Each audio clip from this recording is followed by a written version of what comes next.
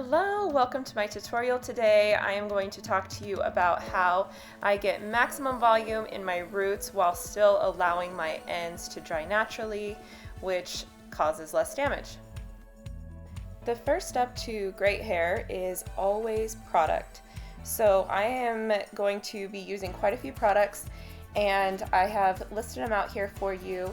Make sure as you're applying your product that you are separating your hair and really working it into your hair, not just getting that outer layer, so that the product really can get in and do its job. I have also put in the description below a discount for any of these products or tools if you decide you want to try them. They are all that I use and I love them, and you will see a lot more of them in my other videos. As you can see, I'm using quite a bit of Root Boost product, and for me that's really important, otherwise I won't get the lift and the texture that I want out of my roots. And when I'm air drying my hair, the roots and the volume in the top of my hair is the most important for the whole style.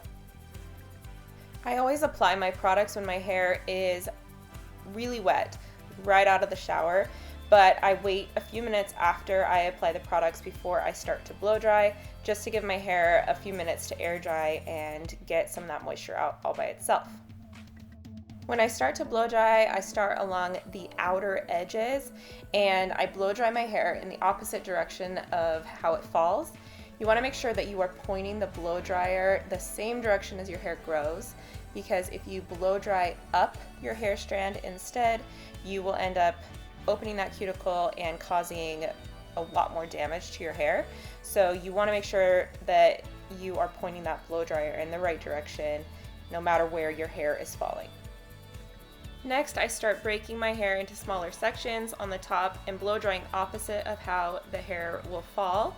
This is how you get that extra volume right there in your roots without having to back comb or tease your hair at all. If you have bangs, you may want to do your bangs, style your bangs first and then add the volume to the back of your roots. But if you have long layers like I do, you may choose to use a round brush or just your fingers to smooth them at the end. It's totally up to you. Just make sure that the heat setting is not on the highest heat setting, that you go ahead and turn that down. This is the point that I like to brush through my hair. Your hair is most fragile when it's wet, so for me I like to wait until it has had a chance to dry a little bit before I start running a brush through it. I will also write the brush that I love and a discount for that in the description as well.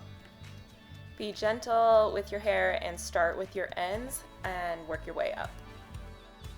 Depending on your hair type and the style that you're going for after your hair is dry, you may want to run some marula oil through the ends and let that take care of any frizz or excess fluffiness.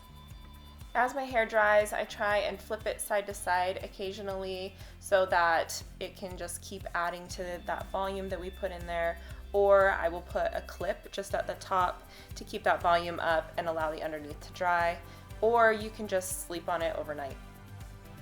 I love having the extra volume and texture in my roots so that I can support any style that I choose to wear.